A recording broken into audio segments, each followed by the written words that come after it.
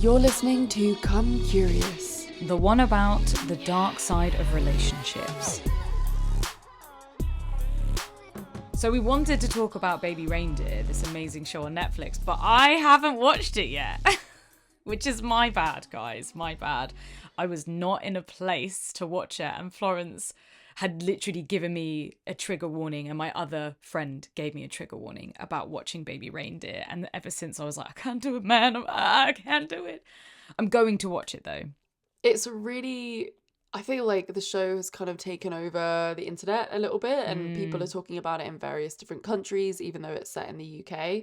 But obviously, if you don't know what it is, it's a story about a guy who is basically stalked, but there's a whole story of, you know, abuse there, substance abuse. But yeah, it's a really interesting show, but that basically I found really interesting after being through, you know, nothing of that scale, but an abusive relationship that I felt emotionally tied to still.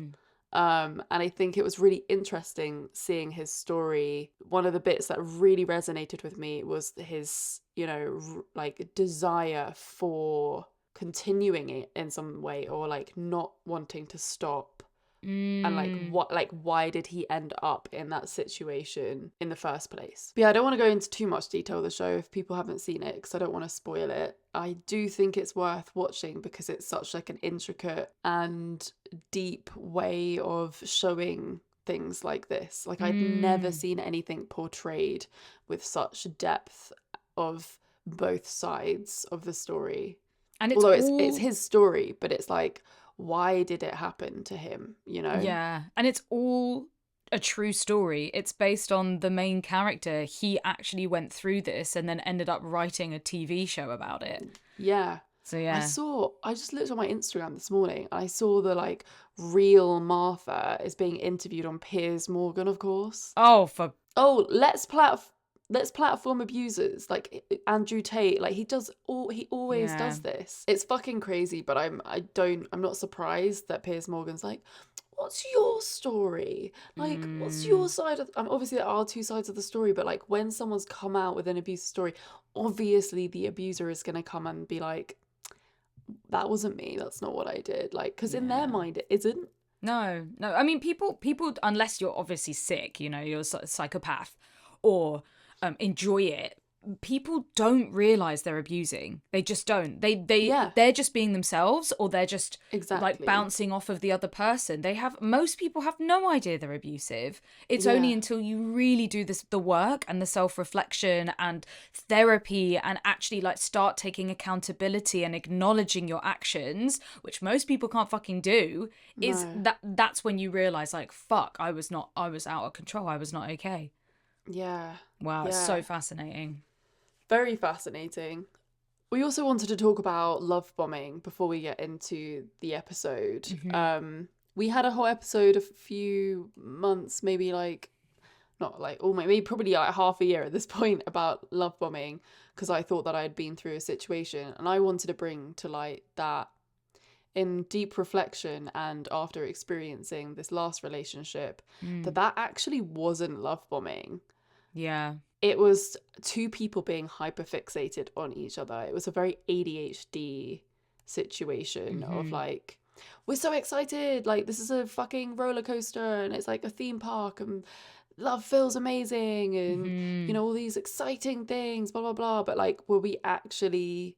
I don't think he was actually trying to manipulate me, and that's what love bombing is. Love bombing is like fully trying to manipulate someone knowingly. It's a knowing tactic that cults use, that grooming uses, where they knowingly love bomb you and they don't believe it themselves. They know if they flood you with attention and praise and love and gifts and they hook you in and then they take it away. It's a power control situation. It isn't just somebody, because I mean, with what we think is love bombing, you know, he probably actually felt those feelings for you, and we've fallen for somebody really quickly and gone, oh fuck, like I've just realized this isn't the right person for me, and that can feel like love bombing, but it isn't. It's like a real thing.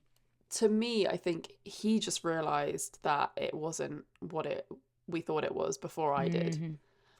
And after really thinking about it, I was like, actually, like, we didn't have that much in common. Like, we didn't, it was more the excitement and the fantasy of it all that was exciting, rather than the reality of our lived situation. So yeah, just wanted to put that out there, because yeah, what you described love bombing as just then is exactly what love bombing is. Yeah. And it isn't just someone being super excited about you and then deciding it wasn't right. Like, that's not what love bombing is. And thank you for, admitting it and talking about it, because I think it's a really hard thing to do, is admitting one, that we made a mistake or that we're wrong, but also being so self-aware enough to call it out and be like, that actually isn't what happened. That is healing. That is what self-work and learning looks like. So Florence, if you're ready, if you feel comfortable to, please tell us your story.